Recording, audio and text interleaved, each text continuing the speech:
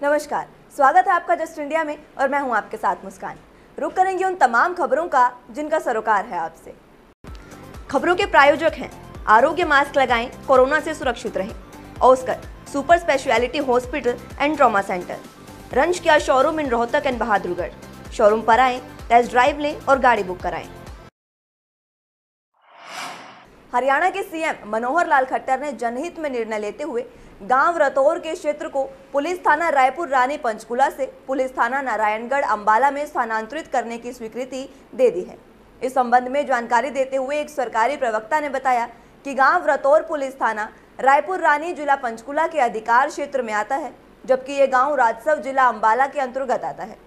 उन्होंने बताया कि पुलिस स्टेशन रायपुर रानी से संबंधित आपराधिक मामलों को जिला पंचकुला की अदालत में सूचीबद्ध किया जाता है, जबकि इस गांव का प्रशासन संबंधी कार्य खंड विकास और पंचायत अधिकारी शहजादपुर जिला अंबाला के माध्यम से किया जाता है।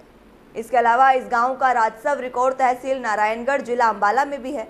प्रवक्ता ने बताया कि परिवहन की असुविधा होने की वजह से रतौर के ग्रामीणों को कमीशन रेट पंचकुला के पुलिस थाना रायपुर रानी की यात्रा करने में बेहद असुविधा महसूस होती है। इसलिए जनहित और प्रशासनिक आधार पर आवश्यकता अनुसार गांव रतौर को पुलिस स्टेशन रायपुर रानी पंचकुला से पुलिस स्टेशन नारायणगढ़ अंबाला स्थानांतरित किया गया है।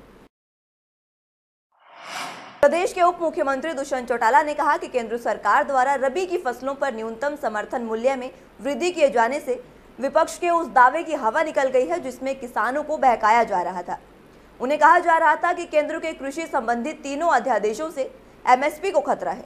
उन्होंने कहा कि भारतीय खाद्य निगम और अन्य नामित राज्य एजेंसियां किसानों की फसलों की एमएसपी पहले की तरह ही खरीद करेंगी। दुष्यंत चौटाला ने कहा कि प्रधानमंत्री नरेंद्र मोदी ने भी आश्वस्त किया है कि किसानों का फसलों की जहां एमएसपी पर खरीद जारी रहेगी, वहीं मंडियों की व्यवस्था भी पहले की तरह ही बरकरार रहेगी। डिप्टी सीएम ने रबी की फसलों पर एमएसपी में 50 रुपये से लेकर 300 रुपये प्रति क्विंटल तक बढ़ोतरी किए जाने पर केंद्र सरकार का आभार व्यक्त किया। दुष्यंत चौटाला ने कहा कि रबी सीजन की बुआई शुरू होने से पहले ही 6 रबी फसलों की एमएसपी की घोषणा सरकार की ओर से की गई है। इससे किसानों को उनके फसल ढांचे के संबंध में ठोस निर्णय लेने में सुविधा होगी। उन्होंने कहा कि दलहन और तिलहनों की एमएसपी इनके उत्पादन को प्रोत्साहित करने के लिए बढ़ाई गई है, ताकि खाद्य तेलों और दलहनों के आयात पर निर्भरता को कम किया जा सके। साथ ही उन्होंने कहा कि आगामी रबी सीजन के लिए गेहूं की एमएसपी में 50 रुपये प्रति क्विंटल की वृद्धि उपरांत एमएसपी अब 1975 रुपये प्रति क्विंटल हो गई है। वहीं की चने की एमएसपी में 225 रुपये, मसूर की एमएसपी में 300 रुपये, सरसों की एमएसपी में 225 रुपये और जौ की एमएसपी में 75 रुपये प्रति क्विंटल की वृद्धि की गई है। डिप्टी सीएम ने फिर से दोहराया कि वे हमेशा किसानों के हितों की पैरवी करते रहते हैं और आगे भी करते रहेंगे। प्रदेश में लगातार दूसरे दिन कोरोना के नए केस 2000 से कम मिले हैं। मंगलवार को 1720 नए मरीज मिले। वहीं पुंडरी विधायक रणधीर सिंह गौलन की रिपोर्ट भी पॉजिटिव पाई गई है। अब संक्रमितों की कुल संख्या 1,15,597 हो गई है। रविवार के मुकाबले सोमवार को करीब 4000 और मंगलवार को 6523 टेस्ट कम हुए हैं। रविवार को 29,739 सैंपल लिए गए थे, जबकि मंगलवार को 23,216 ही लोगों के सैंपल लिए गए हैं। वहीं नए संक्रमित भले ही कम मिले हैं, लेकिन मौतों की संख्या लगातार बढ़ती जा रही है। 24 घंटे में 29 लोगों की जान गई है। पंचकुला गुरुगांव में 4-4, सिरसा अंबाला में 3-3, फरीदाबाद, करनाल, हिसार, पानीपत और रोहतक में 2-2, जबकि यमुनानगर, रेवाड़ी, महेंद्रगढ़, फतेहाबाद और भिवानी में 1-1 मरीज की मौत हुई है। मृतकों की कुल संख्या 1281 हो गई है। एक दिन में रिकॉर्ड 2892 मरीजों के ठीक होने के साथ ही रिकवरी दर 1.31% बढ़कर 81.12% पर पहुंच गई है। अब तक 93,776 लोग ठीक हो चुके हैं। अभी भी 20,540 सक्रिय मरीज हैं। पिछले 11 दिनों में 20,425 नए केस मिले हैं। चिंता की बात सीरियस मरीजों को लेकर है। अभी भी 377 मरीज गंभीर है, जिनमें से 54 मरीज वेंटिलेटर पर हैं, जबकि 323 की सांसें ऑक्सीजन के सहारे चल रही हैं। वहीं कहां कितने केस मिले हैं, इस पर बात करें तो गुरुग्राम में 372, फरीदाबाद में 191, करनाल में 135, हिसार में 119, सोनीपत में 110, अंबाला में 90 मरीज मिले, जबकि रेवाड़ी में 67, रोहतक में 83, पानीपत में 78, पलवल में 33, पंचकुला में 72, महेंद्रगढ़ में 43 मरीज मिले हैं। वहीं झज्जर में 35, भिवानी में 45, कुरुक्षेत्र में 76, नूह में 10, सिरसा में 30, यमुनानगर में 55 केस मिले। फतेहाबाद में 26, कैथल में 40, जींद और चरखी दादरी में 11-11 नए केस मिले हैं। धर्मनगरी में लिंग जांच को लेकर स्वास्थ्य विभाग द्वारा शिकंजा कसा जा रहा है, जिसके फलस्वरूप धर्मनगरी में 2014-15 में जहां लिंगानुपात 569 था, वहीं मार्च 2020 में लिंगानुपात 950 के पार पहुंच गया है। 31 अगस्त तक कुरुक्षेत्र में लिंगानुपात 928 रहा। इस बारे में बातचीत करते हुए कुरुक्षेत्र के उप सिविल सर्जन डॉक्टर RK सहाय ने बताया कि पहले धर्मनगरी में बेटियों को गर्भ में मारने का कृत्य हो रहा था। ऐसे में बेटी बचाओ बेटी पढ़ाओ अभियान के तहत गर्भ में बेटियों को मारने और मरवाने वालों पर शिकंजा कसा गया और उनको जेल पहुंचाया गया। डॉक्टर सहाय ने बताया कि कोरोना काल में एक वैन के माध्यम से पोर्टेबल मशीन से लिंग जांच का कार्य कई जिलों में किया जा रहा था। कुरुक्षेत्र स्वास्थ्य विभाग टीम ने सक्रियता दिखाते हुए पोर्टेबल मशीन से लिंग जांच का कार्य करने वालों को सलाखों के पीछे भेजने का काम किया है। 2016 के बाद 43 इस प्रकार के मामले सामने आए हैं, जिनमें से 23 मामले PNDT और 18 मामले MTP के हैं। वहीं इन मामलों में संलिप्त पाए गए 136 लोगों को हिरासत में भी ले लिया गया है। डॉक्टर RK सहाय ने कहा कि कुरुक्षेत्र में इस प्रकार का घिनौना कार्य करने वालों को कतई बख्शा नहीं जाएगा। एक साल में तो मैं नहीं कहना चाहूँगा, मैं कहना चाहूँगा कि 16-17 से जब से हमने 16 से काम शुरू किया तब से अब तक हम करीबन 45 मामले दर्ज करा चुके हैं। इसमें 23 मामले तो PNDT के हैं और 18 मामले MTP के हैं। तो इस तरह से करीबन 136 व्यक्ति हिरासत में लिए जाते हैं। Haryana government PWD mechanical workers union सर्व कर्मचारी संघ हरियाणा जिला रोहतक की IB सांपला ब्रांच की स्कूलिंग नहर कॉम्प्लेक्स स्थित यूनियन कार्यालय में संपन्न हुई, जिसकी अध्यक्षता ब्रांच प्रधान जयपाल शर्मा ने की और बैठक का संचालन ब्रांच सचिव राज सिंह मेट ने किया। स्कूलिंग में शिक्षक के तौर पर राज्य कार्यालय सचिव अजीत पांचाल, जिला प्रधान शिव कुमार, जिला सचिव रविंद्र तालाब, जिला कोषाध्यक्ष मंजीत पांचाल शामिल हुए। स्कूलिंग में शामिल शिक्षकों ने अपने वक्तव्य में बताया कि सरकार कोरोना की आड़ में कर्मचारी विरोधी काम कर रही है। सरकार लगातार सरकारी विभागों का निजीकरण कर रही है। भ्रष्टाचार, कर्मचारियों की छटनी करना, कच्चे कर्मचारियों को पक्का ना करना आदि मुद्दों पर विफल रही है। सरकार के कर्मचारी और जनविरोधी काले कानून के खिलाफ आगामी 15 अक्टूबर को राज्य कमेटी के आह्वान पर सभी जिलों के मुख्यालय पर धरना प्रदर्शन किया जाएगा, जिसमें हमारे संगठन के सैकड़ों कर्मचारी भाग लेंगे। 15 अक्टूबर की तैयारियों को लेकर हमारा संगठन लगातार जन अभियान चलाए हुए है। वहीं 24 सितंबर को B&R मेडिकल और यांत्रिक ब्रांच की स्कूलिंग की जाएगी। रोहतक के दिल्ली बाईपास पर स्थित तपस्या परांठा जंक्शन के मालिक मुकेश उर्फ मोनू ने अपने जन्मदिवस के अवसर पर जरूरतमंद लोगों की सहायता के लिए सराहनीय कदम उठाते हुए रक्तदान शिविर का आयोजन किया। इस अवसर पर सैकड़ों लोगों ने शिविर में भाग लेकर रक्तदान किया। शिविर के दौरान लगभग 50 यूनिट रक्त एकत्रित हुआ। रक्तदान शिविर के मुख्य अतिथि स्वामी चैतन्य दास ने मुख्य अतिथि के तौर पर वहां शिरकत की और इस अवसर पर लोगों को जागरूक करने का प्रयास किया। उन्होंने कहा कि ज्यादा से ज्यादा मात्रा में रक्तदान करना चाहिए। इस अवसर पर आयोजनकर्ता मोनू ने भी सभी रक्तदाताओं का आभार व्यक्त करते हुए सभी को सर्टिफिकेट और ट्रॉफी देकर सम्मानित भी किया।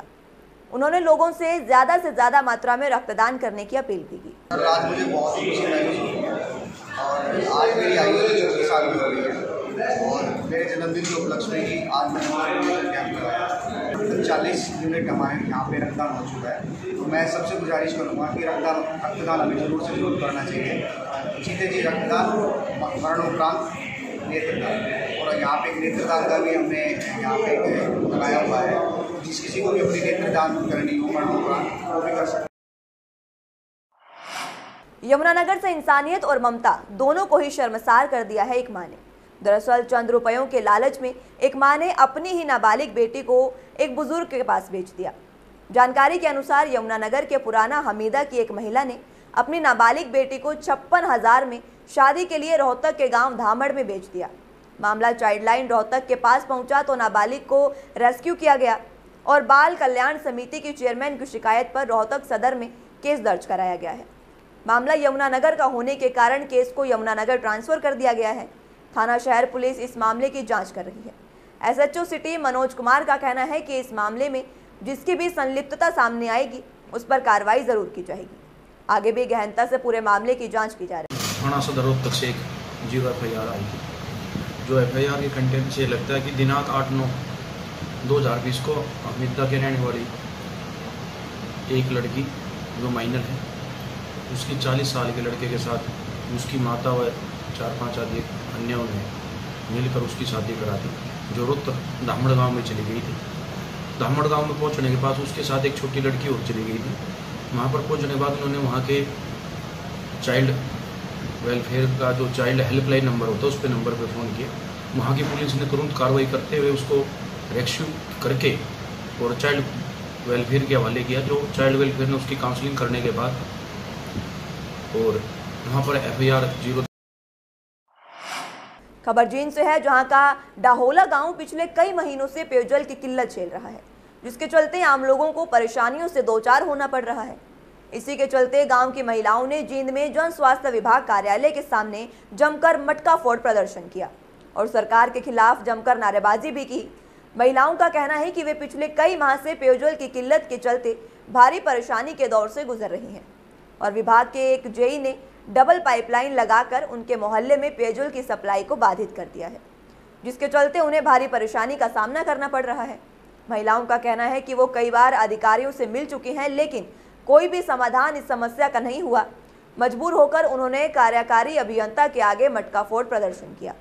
महिलाओं ने अधिकारियों से समस्या का समाधान करने की मांग की है। वहीं जन स्वास्थ्य विभाग के कार्यकारी अभियंता संजय शर्मा ने बताया कि उन्हें पेयजल सप्लाई दुरुस्त न होने के बारे में सूचना मिली है, जिस पर कर्मचारी ने इस काम में कोताही की है।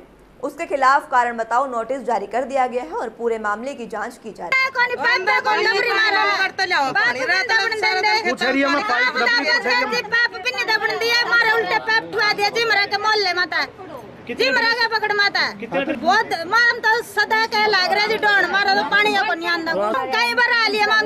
मेरे को ग्राम वासियों की तरफ से 1-2 बार फोन पे बातचीत हुई है।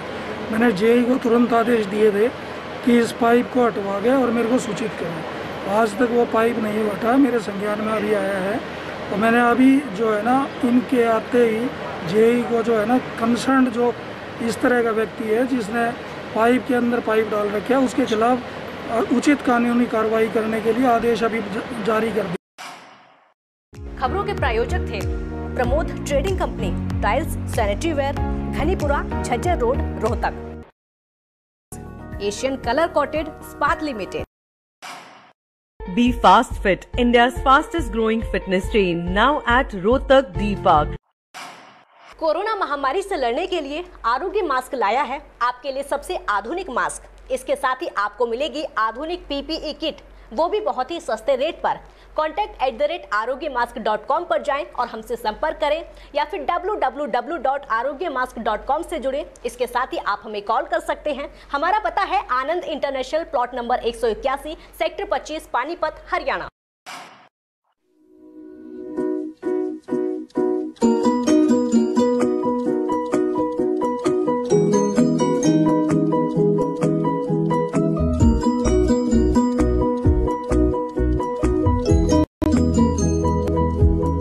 मेडिफिल इंटरनेशनल, 7 शीतल कॉम्प्लेक्स, सुभाष नगर, रोहतक।